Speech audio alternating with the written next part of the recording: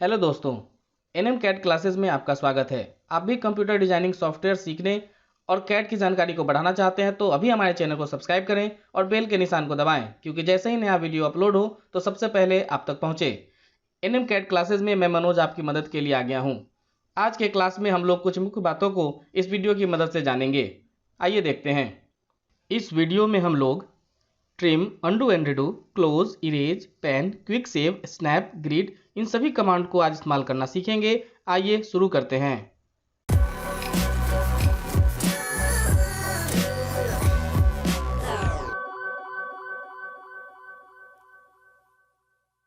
अभी जो हमें कमांड सीखना है उसके लिए हमने कुछ स्केच अपने ड्राइंग एरिया में बना रखे हैं। सबसे पहला कमांड हमारा ट्रिम कमांड है। आपको याद होगा मॉडिफाई में ट्रिम से पहले हमने पिछली क्लास में एक्सटेंड का जिक्र किया था। एक्सटेंड और ये ट्रिम दोनों का प्रोसेस एक जैसा है। ट्रिम में आप सर्टेन एरिया तक, सर्टेन लिमिट तक किसी लाइन के लेंथ को छोटा कर सकते हैं, और एक्सटेंड में हमने बताया था पिछली क्लास में कि आप बढ़ा सकते हैं। आइए ट्रिम देखते हैं। ट्रिम कमांड एक्टिव किया। आपको पता है कि बाय डिफ़ॉल्ट किसी भी कमांड को जब वो एक्टिव होता है तो वो क्विक मोड में होता है। अभी हम क्लिक करेंगे, जिस भी एलिमेंट को हम सिलेक्ट करेंगे वो अपने आने वाले नेक्स्ट इंटरसेक्शन पॉइंट तक डिलीट हो जाएगा। क्लिक कीजिए, देखिए वो लिमिट तक आपका लाइन इरेज हो चुका है। सेम अब प्रोसेस इसको सिलेक्ट करते हैं, माउस के लेफ्ट बटन को क्लिक करते जाएंगे और आपका इंटरसेक्शन पॉइंट तक वो लाइन ट्रिम होता जाएगा। अभी हम इसी में एक आपको एलिमेंट दिखाना चाहते हैं। ये जो लाइन मैंने बनाया है इसको मैं सिलेक्ट करूंगा तो ये डिलीट हो जाएगा, लेकिन आप यहाँ समझ सकते हैं इसके पास तो कोई इंटरसेक्शन पॉइंट नहीं है, तो ट्रिम इरेज के जैसा भी काम करता है। आप इसे क्लिक करेंगे वो डिलीट हो जाएगा। तो ये एक एग्जाम्पल था जिससे आप समझ पाए होंगे कि ट्रिम इरेज जैसा भी वर्क करता है। अब देखिए यहाँ एक ट्रिम में कमांड एक्टिव हो रखा है, कटिंग एजेस। इसका एक सब ऑप्शन है, ट्रिम का सब ऑप्शन देखते हैं। कटिंग एजेस के लिए आप इस कमांड पे क्लिक करेंगे। आप एक बाउंड्री बताएंगे, एक ऑब्जेक्ट को सिलेक्ट कीजिए जहां तक आप लाइन को काटना चाहते हैं। मैंने इस लाइन को पिक किया, राइट क्लिक। अब आप जिस एलिमेंट को ट्रिम करना चाहते हैं उसे सिलेक्ट करेंगे, वो इस लिमिट तक वो लाइन इरेज हो जाएगा। या तो आप लेफ्ट वाले को क्लिक कीजिए या फिर राइट वाले को। मैं इधर राइट वाले को क्लिक करता हूँ, देखिए ट्रिम हो चुका है। इधर भी क्लिक करेंगे, ये भी ट्रिम हो जाएगा। उम्मीद है कटिंग एज मेथड आप समझ पाए होंगे। हम कमांड से बाहर निकलते हैं, एस्केप। आपको फिर से उसके सब ऑप्शंस बताने के लिए मैं कुछ स्टेप पीछे कर रहा हूँ, कंट्रोल जेड। आइए ट्रिम कमांड के बाकी सब ऑप्शंस को सीखते हैं। उसके लिए हमें मॉडिफाई में ट्रिम कमांड एक्टिव करना होगा। अभी आप क्रॉसिंग मेथड को यूज़ करेंगे। इस मेथड को बताने से पहले आपको याद होगा जब हम पहली क्लास आपका अटेंड किए थे, उसमें जब राइट से लेफ्ट की ओर जाते थे तो ये हमारा डॉटेड बॉक्स में ग्रीन कलर फिल होता था। इसे हम क्रॉसिंग विंडो कहते थे। इसी विंडो का इस्तेमाल करके अभी हम ट्रिम कमांड सीखेंगे।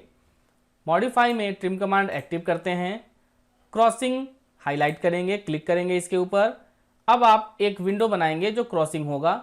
जिस जिस एलिमेंट को ये लाइन क्रॉस करता है उसको ये ट्रिम कर देगा। क्लिक कीजिए, देखिए ट्रिम हो चुका है। कमांड से बाहर निकलते हैं। तो ये हमारा क्रॉसिंग था जिसमें आप क्रॉसिंग विंडो का इस्तेमाल करके ट्रिम कर सकते थे। एक और कमांड ट्रिम कमांड के अंदर आता है, सब ऑप्शन है उसका, जिसका नाम है फेंस। आइए फेंस सीखते हैं। ट्रिम कमांड के अंदर एक सब ऑप्शन फेंस का भी आता है। उसके लिए मैंने यहाँ एक स्केच बना रखा है।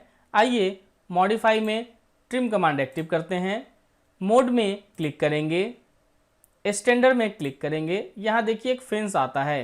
फेंस और क्रॉसिंग लगभग एक जैसे ही हैं। क्रॉसिंग में आप विंडो का इस्तेमाल करेंगे और फेंस में आप बाउंड्री बनाएंगे। फेंस क्लिक करते हैं, उसके बाद आप एक घेरा बनाएंगे। इस घेरे के अंदर जितने भी एलिमेंट होंगे वो ट्रिम हो जाएंगे। राइट क्लिक एंटर, देखिए ट्रिम हो गया। उम्मीद है आप ट्रिम कमांड अच्छे से समझ पाए होंगे। मैंने आपको बताया था जब भी आप किसी भी कमांड को क्विक से स्टैंडर्ड में शिफ्ट करते हैं उसे वापस क्विक मोड में ले आइए। मॉडिफाई में ट्रिम कमांड एक्टिव करेंगे, यहाँ मोड को क्लिक करेंगे और क्विक पे क्लिक कर देंगे। ये हमारा कमांड क्विक मेथड पे आ गया है। देखिए अब दूसरे कमांड की तरफ बढ़ते हैं, वो है हमारा अनडू एंड रिडू। अनडू और रिडू बताने से पहले मैं कुछ स्केच बनाऊंगा सीक्वेंस में। पहले मैंने सर्किल बनाया, फिर रेक्टेंगल और फिर एक लाइन। अभी आप देखेंगे मैंने एक नंबर में सर्किल बनाया था, दूसरे पे रेक्टेंगल और तीसरे पे सिंपल सा लाइन। अनडू और रिडू, एडिट में पहला कमांड अनडू और दूसरा रिडू मिलता है। शॉर्टकट आप देख सकते हैं, अनडू के लिए कंट्रोल Z करेंगे और रिडू के लिए कंट्रोल Y करेंगे। देखिए कैसे वर्क करता है। अनडू में आप जिस सीक्वेंस में स्केच बनाए हैं उसके अपोजिट में आप बैकवर्ड मोशन में जा सकते हैं, और रिडू में जिस सीक्वेंस में आपने स्केचेस बनाए हैं उस सीक्वेंस को दोबारा ला सकते हैं। देखिए कैसे होता है। आप एडिट में अनडू कीजिए, क्लिक करेंगे। देखिए मैंने सबसे लास्ट में लाइन बनाया था, सबसे पहले लाइन चला गया। फिर आप अगेन अनडू कीजिए तो फिर रेक्टेंगल चला गया। फिर आप अनडू करेंगे तो सर्किल भी चला जाएगा। देखिए वापस अब उसी मोशन में हम उसी सीक्वेंस में अपने स्केच को लाना चाहते हैं, तो देखिए एडिट में रिडू करते हैं तो सर्किल आया, फिर एडिट में रिडू करेंगे तो रेक्टेंगल आ जाएगा, और अगेन रिडू करेंगे तो फिर हमारा लाइन आ जाएगा।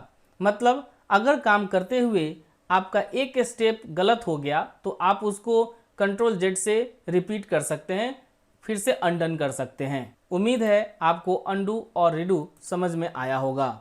नेक्स्ट कमांड की तरफ बढ़ते हैं जो है क्लोज।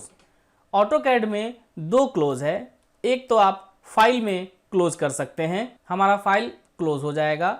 दूसरी, जब आप लाइन कमांड से कोई भी स्केच ड्रॉ करते हैं और कंटिन्यूअस फॉर्म में जब आप लास्ट पोजीशन पर होते हैं तो राइट क्लिक करके यहाँ क्लोज ऑप्शन यूज़ कर सकते हैं। इस क्लोज ऑप्शन को क्लिक करते ही आपका बाउंड्री का लास्ट पॉइंट और फर्स्ट पॉइंट आपस में जुड़ जाता है। क्लिक करेंगे क्लोज, देखिए इस बाउंड्री का लास्ट पॉइंट और यहाँ फर्स्ट पॉइंट ये आपस में जुड़ गए हैं। तो दो तरीके से आप क्लोज का इस्तेमाल कर सकते हैं। क्लोज के बाद अब हम इरेज कमांड सीखेंगे। इरेज करने से पहले कुछ स्केच बना लेते हैं। ये बहुत ही आसान कमांड है। डिलीट करना है, किसी भी स्केच को डिलीट करने के लिए आप उसे पहले सेलेक्ट कर लें और कीबोर्ड से डिलीट बटन प्रेस कर देंगे तो वो स्केच डिलीट हो जाएगा, इरेज हो जाएगा। ऐसे अगर आपको जानना है तो फिर मॉडिफाई में इरेज ऑप्शन सेलेक्ट कर सकते हैं। क्लिक करेंगे, ऑब्जेक्ट को सिलेक्ट किया और राइट क्लिक, आपका ऑब्जेक्ट डिलीट हो जाएगा। नेक्स्ट पेन कमांड देखते हैं। पेन होता है पेज नेविगेशन, जिसमें हम अपने ऑटोकैड के ये जो वर्किंग एरिया है वो एक हमारा पेज है। आप इसको नेविगेट कर सकते हैं, इसको मूव कर सकते हैं। कैसे? सपोज हमने एक रेक्टेंगल बनाया और नीचे यहाँ कुछ मेरा पुराना स्केच पड़ा था, लेकिन हम जब रेक्टेंगल बना रहे थे तो सिर्फ हमें इस वर्किंग एरिया में यही दिख रहा था। हम चाहते हैं कि हम बाकी सारे स्केच को भी देख सकते हैं। कैसे देखेंगे वो भी देखिए। आप अपने माउस के स्क्रॉल बटन को क्लिक करके मूव करेंगे तो ये जो हैंड का सिंबल आ रहा है स्क्रीन पे, ये पेन है। देख रहे हैं पेज मूव हो रहा है। अगर हम कमांड की तरफ से जाएंगे तो हमें व्यू के अंदर पेन मिलेगा। देखिए ये पेन है। आप pen left right up down कर सकते हैं, रियल टाइम कर सकते हैं।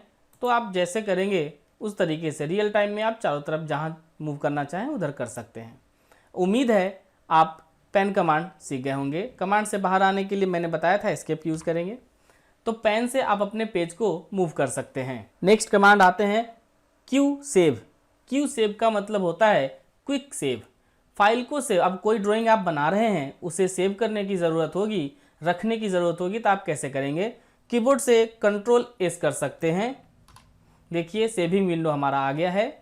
या फिर आप फाइल में जाके सेव बटन का इस्तेमाल कर सकते हैं। या तो आप सेव करेंगे या फिर सेव एज करेंगे। सेव में बाय डिफ़ॉल्ट इसका लोकेशन सेट होता है जहां ये फाइल सेव होगा, और सेव एज में आप फाइल को लोकेशन देके सेव कर सकते हैं। सेव एज करते हैं। यहाँ देखिए आप जहाँ चाहें वहाँ अपने फाइल को सेव कर सकते हैं। मैं डेस्कटॉप पे कर रहा हूँ। आप यहाँ फाइल का नेम देंगे। सपोज़ मैं फाइल का नाम देता हूँ 01। यहाँ नीचे देखिए फाइल ऑफ टाइप्स है, इसमें बाय डिफ़ॉल्ट ये ऑटोकैड 2018 में सेव हो रहा है। आप चाहें तो इसे और भी प्रीवियस वर्जन में सेव कर सकते हैं ताकि ऑटोकैड के पिछले वर्जन में आपका फाइल ओपन हो सके। यहाँ पे मैंने 2018 ही रहने दिया। अब सेव बटन पे क्लिक करेंगे। हमारा फाइल सेव हो चुका है। आप अपने ऑटोकैड को मिनिमाइज करके देख सकते हैं। देखिए यहाँ 01 हमारा फाइल सेव हो चुका है। वापस अपने सॉफ्टवेयर पे आते हैं। उम्मीद है आप सेव करना फाइल को समझ गए होंगे। अब जिस दो कमांड को हमें सीखने हैं वो टॉगल बटन है। पहला है ग्रिड का और दूसरा है स्नैप का। ग्रिड F7 इसका शॉर्टकट है। कीबोर्ड से प्रेस करके F7 बटन को आप ग्रिड को ऑन कर सकते हैं। स्नैप के लिए F9 प्रेस करना होगा। आइए सबसे पहले हम ग्रिड देखते हैं। ग्रिड क्लिक करते हैं। देखिए ये हमारा जो वर्किंग एरिया था वो एक ग्राफ पेपर में कन्वर्ट हो चुका है। मतलब आप जब भी स्केच बनाएंगे इसमें ये ग्राफ पेपर आपकी मदद करेगा। जैसे अभी आपको हम दिखाते हैं। सिर्फ ग्राफ पेपर अकेले ही वर्क नहीं करता, इसके साथ साथ आपको स्नैप भी इस्तेमाल करना होगा। चलिए हम स्नैप को भी ऑन कर लेते हैं और दोनों को एक साथ ही सीखेंगे। जैसे अभी आप देख सकते हैं, जैसे ही हमने ग्रिड को और स्नैप को ऑन किया है और किसी कमांड को एक्टिव करने के बाद देखेंगे हमारा ये कर्सर उस बॉक्स के इंड पॉइंट को स्नैप कर रहा है। देखिए अगर हम इस स्नैप को ऑफ करेंगे तो इस फिर ग्राफ पेपर का कोई मतलब नहीं रहता है। आप दोनों को एक साथ ही इस्तेमाल करेंगे। क्लिक कीजिए। अब देखिए आपके कर्सर के मूवमेंट लॉक हो चुके हैं जो इस ग्राफ पेपर के बॉक्स के कॉर्नर पे मूव कर रहे हैं। थोड़ा छोटा कर देता हूँ मैं। अभी देख रहे हैं इस तरीके से आप इसकी सेटिंग कर सकते हैं। कैसे करेंगे देखिए, इसी दो टॉगल बटन पे आप किसी एक के ऊपर राइट क्लिक करके सेटिंग में चले जाएंगे। पहला जो दिख रहा है आपको स्नैप एंड ग्रिड एक साथ ही है। स्नैप ऑन करने के लिए F9 और ऑफ करने के लिए भी F9 का ही इस्तेमाल होगा। उसी तरीके से ग्रिड के लिए भी F7 का इस्तेमाल करेंगे ऑन ऑफ के लिए। अब देखिए यहाँ जो स्पेसिंग दे रखा है ये आपका कोऑर्डिनेट है। कोऑर्डिनेट के रिस्पेक्ट में स्नैप की स्पेसिंग और ग्रिड के स्पेसिंग को हमेशा एक जैसे रखेंगे। अभी आप नीचे देखेंगे यहाँ है ग्रिड स्नैप। अभी ये ग्रिड स्नैप क्या करता है, अभी ये रेक्टेंगुलर स्नैप है, मतलब आप देख रहे हैं ये रेक्टेंगुलर बॉक्स बना हुआ है। यहाँ नीचे आइसोमेट्रिक स्नैप भी है।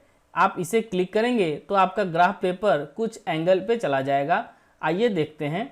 स्नैप करते हैं आइसोमेट्रिक पे, क्लिक कीजिए, ओके। देखिए अब ये स्नैप आइसोमेट्रिक व्यू में चला गया है। इसके बारे में हम आगे डिस्कस करेंगे आइसोमेट्रिक क्या है। फिर से हम रिपीट कर रहे हैं उसी कमांड को। राइट क्लिक करके सेटिंग में आते हैं। इसको वापस रेक्टेंगुलर स्नैप पे कर देते हैं, ओके।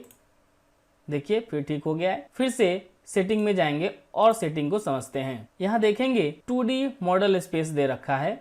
आप चाहें तो इस ग्राफ पेपर को डॉटेड में भी कन्वर्ट कर सकते हैं। क्लिक करेंगे, ओके। देखिए अब ये डॉटेड में कन्वर्ट हो चुका है। वो जो ग्राफ पेपर था उसका इंटरसेक्शन पॉइंट आपको दिख रहा होगा। और स्नैप बटन जब ऑफ करेंगे तो देखिए आपका कर्सर फ्रीली मूव हो पा रहा है उन दो पॉइंट के बीच में भी, देख रहे हैं। लेकिन अगर हम स्नैप ऑन करते हैं तो कर्सर के मूवमेंट को आप लॉक कर लेंगे। देखिए ये पॉइंट टू पॉइंट मूव हो रहा है। अभी आप समझ पाए होंगे कि ग्रिड और स्नैप कैसे फंक्शन करते हैं। ऑफ कर लेते हैं। स्नैप और ग्रिड की ज़रूरत हमें कब पड़ती है उसको भी थोड़ा सा देख लेते हैं। जैसे हम ग्रिड और स्नैप को ऑन कर रहे हैं, सेटिंग में हम ग्राफ पेपर को वापस ले आएंगे, इसे अनटिक करते हैं, ओके। देखिए हमारा ग्राफ पेपर आ चुका है। अब हम लाइन कमांड एक्टिव करते हैं। देखेंगे जब हम लाइन जनरेट करेंगे तो वो इन पॉइंट पे ही मैच होगा। इससे होता क्या है कि आप परफेक्ट रेक्टेंगल बना सकते हैं, ना थोड़ा सा आगे ना थोड़ा सा पीछे, मतलब वो इंड पॉइंट से इंड पॉइंट पे मैच होता है। तो इस तरीके की जब ज़रूरत हो, जब आपके पास डायमेंशन नहीं हो लेकिन आप चाहें तो इक्वल में बना सकते हैं through the help of snap और ग्रिड। उम्मीद है आज के क्लास में आप सारे कमांड को अच्छे से सीख पाए होंगे।